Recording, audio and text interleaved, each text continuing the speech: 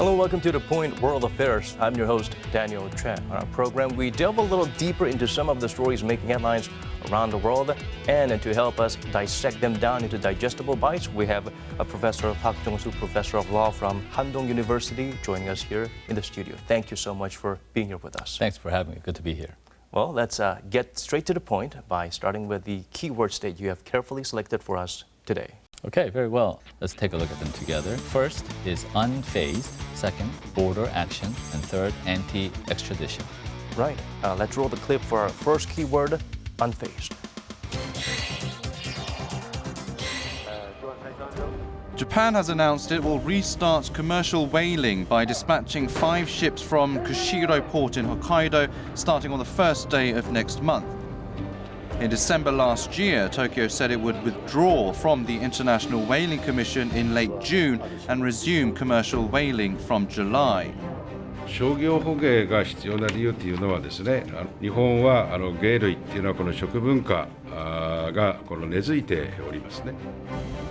Japan's whale consumption reached 230,000 tons per year in the 1960s. Since then, the consumption has gradually reduced amid the revelation of the brutality of the whaling process and international criticism, but around 5,000 tons of whale meat are reportedly still being eaten domestically. Following the withdrawal from the IWC, Japan made clear it would carry out commercial whaling in the areas within its exclusive economic zone, but not in the Antarctic. Despite Tokyo's clarification, the worldwide criticism hasn't died down a bit. Since 1986, commercial whaling has been forbidden globally, and about 20 out of 90 whale species are currently endangered. Well, Japan has never been unfazed by the ongoing global condemnation to their tradition of hunting whales and enjoying what they harvested from the sea. Is it a fact that Japan continued to hunt whales or went whaling even when it was prohibited or discouraged or illegal? That's a good question. I think the issue is that there always has been under the IWC permission for not for commercial but for scientific research-based whaling. And so that is the general allowance that has existed. Japan wants to go a step further and to blatantly say, we want to do commercial whaling now. We have an industry, we want to pursue this, and even if it means us withdrawing from IWC, so be it. That's what we're going to do. Is it a matter of pride, tradition, culture, more so than an actual demand for the product? That's an interesting question, too, whether there's actually how much of a demand of a palate in the Japanese people or other countries that want whale as for food consumption. I think all is not at a loss.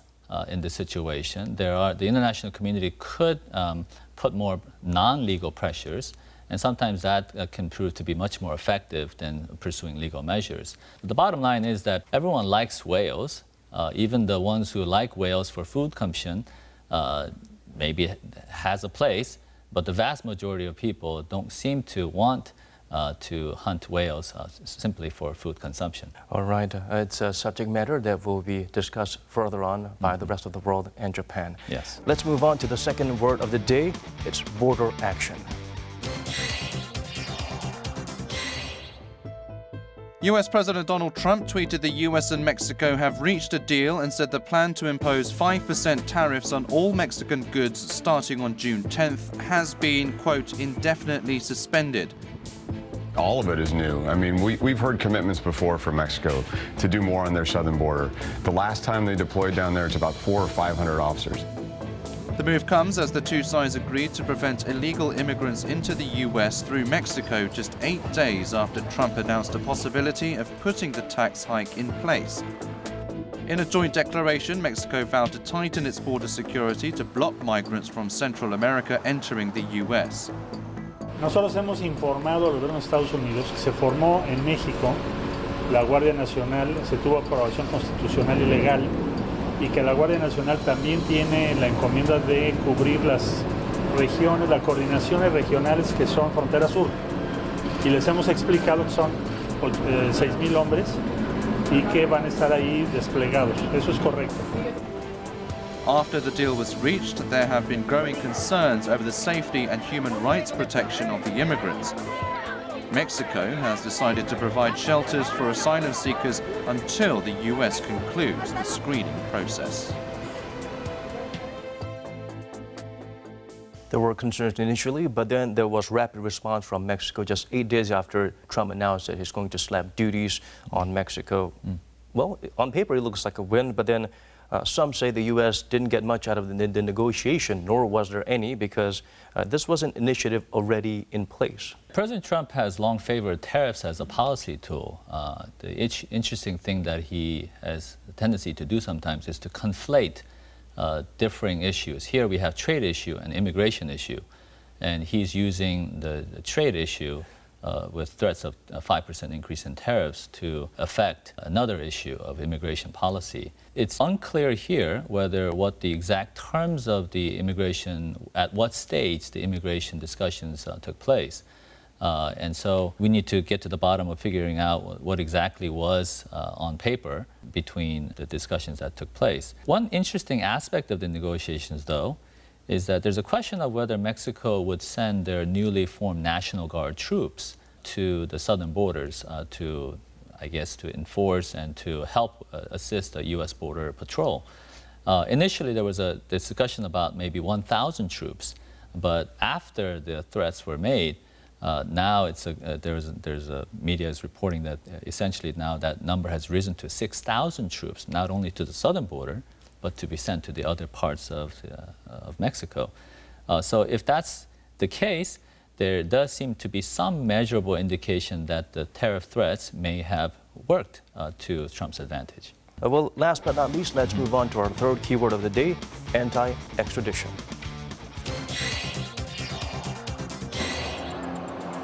A massive protest erupted in downtown Hong Kong on June 9th against the new legislation that its government is trying to pass.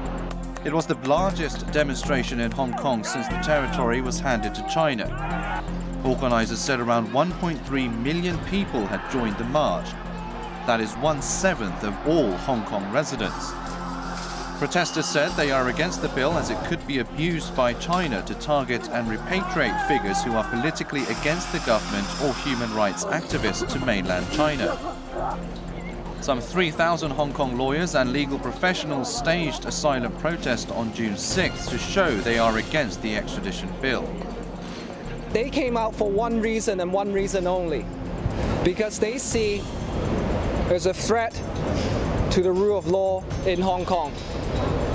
Because of this extradition bill, if passed, will do irreparable damage to our legal system, to the rule of law. Hong Kong has delayed the legislative debate on the extradition bill, but the conflict is expected to continue as it is set to be passed within this month. Well, Hong Kong doesn't want to be just another Chinese city that's clearly visible from the response of the public. Some say that there's evolution or upgrades being made on the part of the protesters, as well as authorities cracking down on them, dating all the way back to 2014 when they had the umbrella movement. First of all, the magnitude of these protests in recent seems to be an interesting thing in and of itself. The fact that media outlets are reporting close to 1 million, maybe more, protesters in the streets of Hong Kong is very significant. What's very interesting about this development is that it's not simply just the numbers. We're talking about the demographics issue as well here. 3,000 lawyers, and not just lawyers, but there's doctors, middle class, parents, teachers, churchgoers, all sorts of people are coming out. Some groups in that the government can't afford to lose. Yes.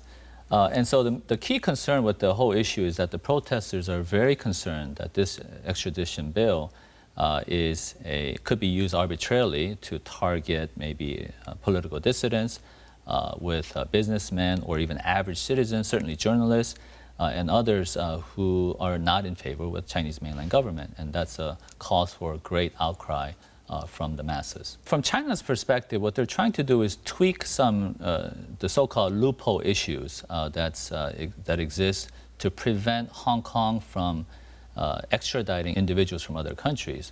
Hong Kong is still a special administrative region, so it doesn't have the state sovereignty ability to be able to extradite people from other countries. And so when this Taiwan incident involving a murder of a female 20-year-old Hong Kong victim in Taiwan, that really was the government's main impetus for them to try to change the rule and use it to expand their authority to have control over even the legal system in Hong Kong. We are grateful for the stories that you have carefully selected for us. Thank you.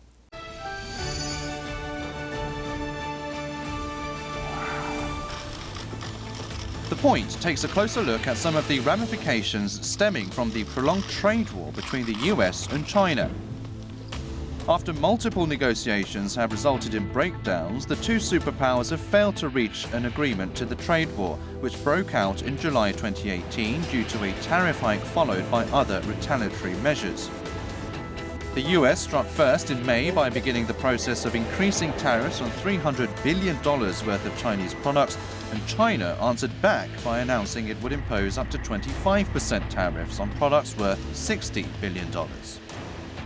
Trump, who isn't pulling any of his punches to get his America First agendas done, has made China, an emerging economic power, a target of his trade protectionism.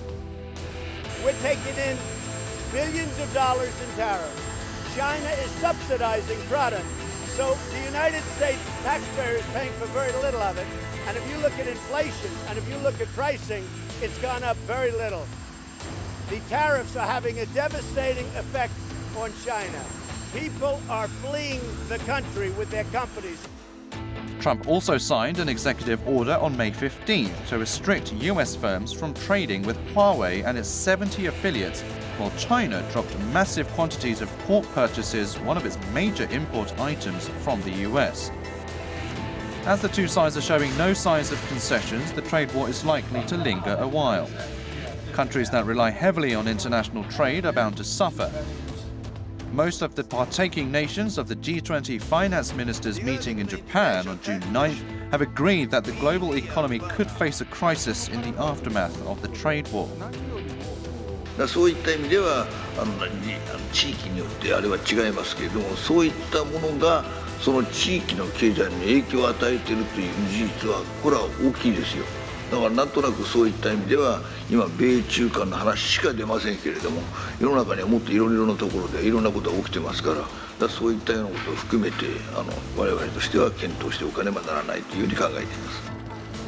At this point, neither the US nor China are willing to throw a towel in this gigantic game of chicken, and the question is how much damage could it dump on the rest of the world? A grand stakes game of no you move between Washington and Beijing. They're testing each other and staying very resistant so far.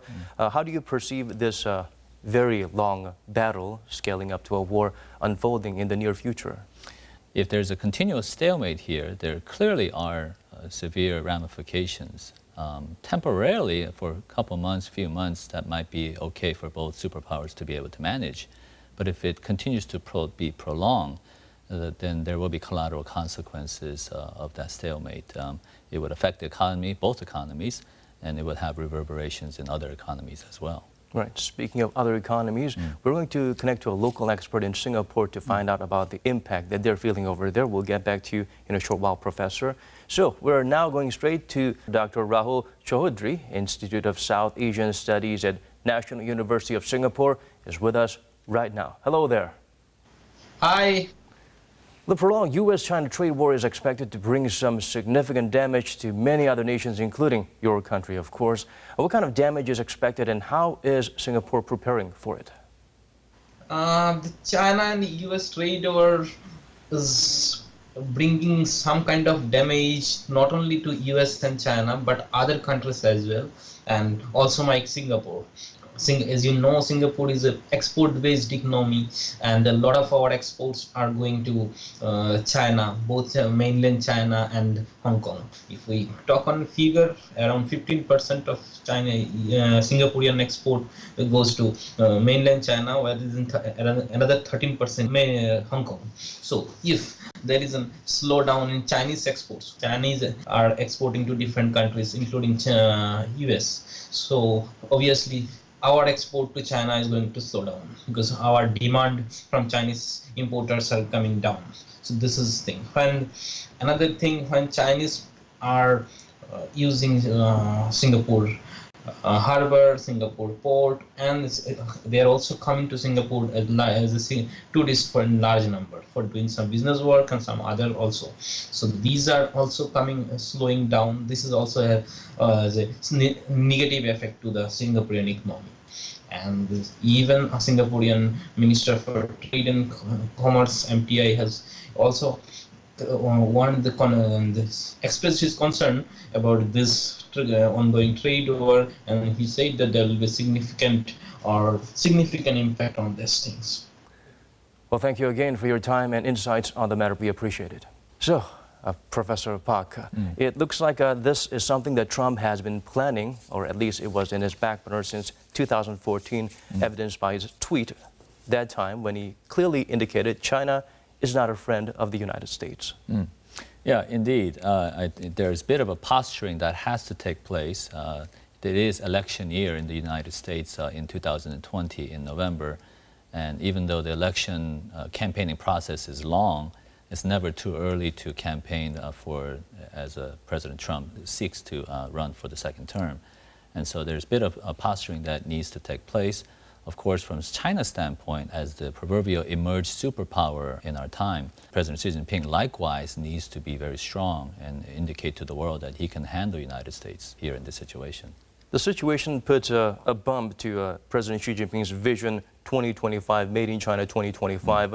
It looks like he certainly wants face in terms of coming out on top of this situation. Yeah, indeed. He has a strong inclination to remain resolute in his commitment to ride out this trade war scuffle that's happening. The trade war is not something of a mere skirmish or a mere a bump or a mere fight. There will be series of these trade wars that will last into the future. I wonder if we are at the peak of the trade war dispute, or whether we're just beginning the stages of a longer trade dispute that extends into other superpower issues of conflict. Right. Well, let's hope this clash of the titans will not be prolonged, and they can find a solution, and there might be some opportunities to cracks that we can fill, niche markets that we can hunt down during the process. I think there is hope. I think it's good to hope. We shouldn't get our hopes up too much, but the G20, for instance, is happening at the end of this month, and the G20 meeting, although it's not specifically for China and for the U.S., it does provide some opportunity, and there's a lot of buzz in the media about whether an official meeting will take place between Xi Jinping and President Trump. That remains to be seen. There's a bit of a chicken fight going on there, whether who's asking who to meet, and who's asking who's going to come, who's going to not show up, etc.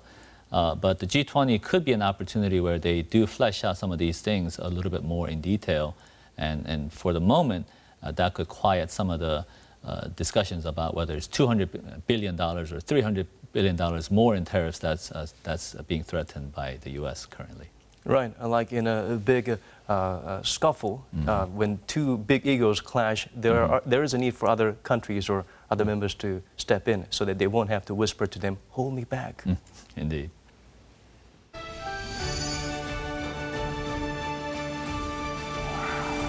It's time for us to spin the globe for some interesting happenings in various corners of our world. Our first stop is Israel. How many vegan dishes could possibly exist? You might get an answer to the question by turning up at a festival in Tel Aviv, Israel, where more than 100 vegan restaurants have gathered to offer their foods. Donuts, dumplings, burgers and hot dogs, which are all popular options for meat eaters around the world, have made it onto the menu by being prepared only with natural green ingredients. Remember to save room for desserts. They have some excellent veggie cocktails and cheese. Around 8% of Israel's population are considered to be vegetarians. Thousands of people chow down on some delicious vegan food at the festival. There's a lot of options for things. Everyone's getting on board with the giving an option for vegans. Plus, a lot of the culture has food that works for a vegan diet. So yeah, it's been pretty cool. As people's interest in vegetarian cuisine is growing, we look forward to seeing more delicious vegan dishes in the near future. We fly over to the UK now. The United Kingdom celebrated Queen Elizabeth II's 93rd birthday. The Queen's carriage is on its way to Buckingham Palace with Prince Charles, Prince William and the Queen's second son, Prince Andrew, trailing behind.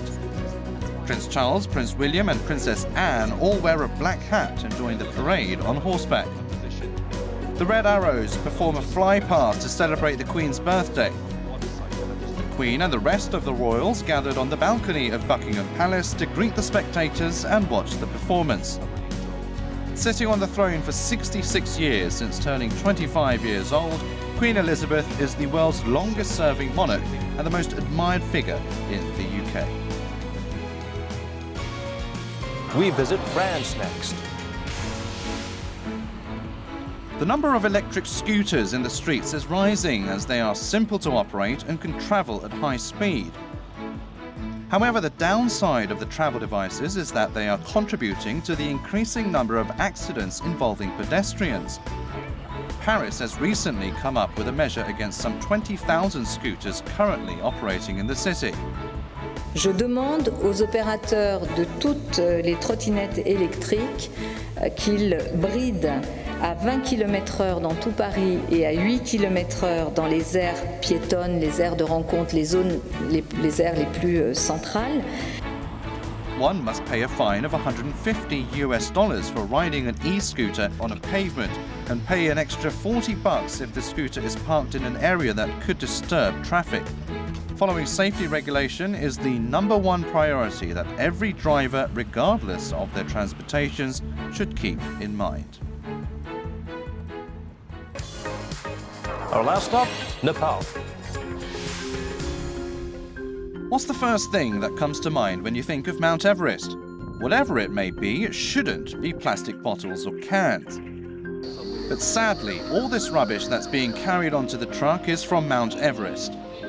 More than 11 tons of trash were removed since the Nepalese government organized a team of 20 Sherpas to clean the mountain starting in mid-April.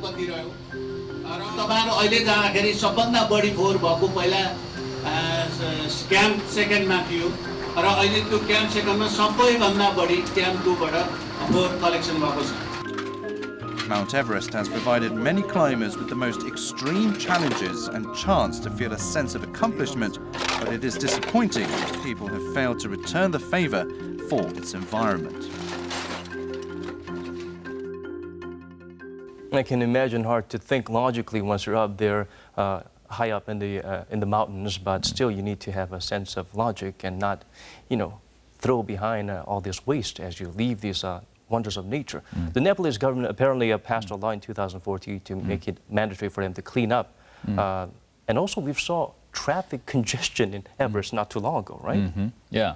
The Nepalese government, it's been reported, that took a good step recently to remove, I think, 24,000 pounds of trash from Mount Everest recently. That's a good step. Mount Everest is certainly on many people's bucket list. It's on my list as well to go to. I certainly would not want to go there to see the trash.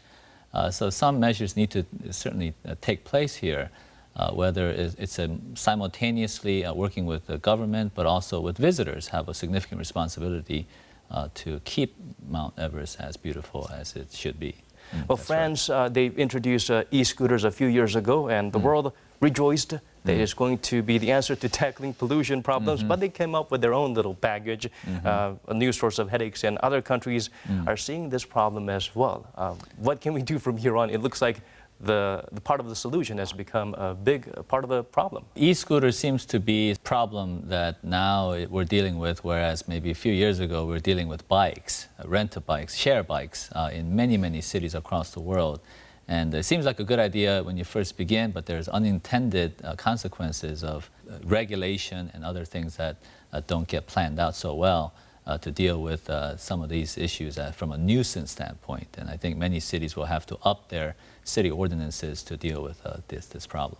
it goes back, it connects to the Mount Everest issues as well. People having not a strong sense of responsibility, saying that one should be fine. Yeah, I think so. I think the collective, if everyone thinks like that, we would have a big aggregate problem. Right. Well, it looks like it's time for us to wrap things up, Professor Parker. Thank you so much for coming in. We appreciate you choosing these stories and making our show complete today. Thank you. It was good to be here.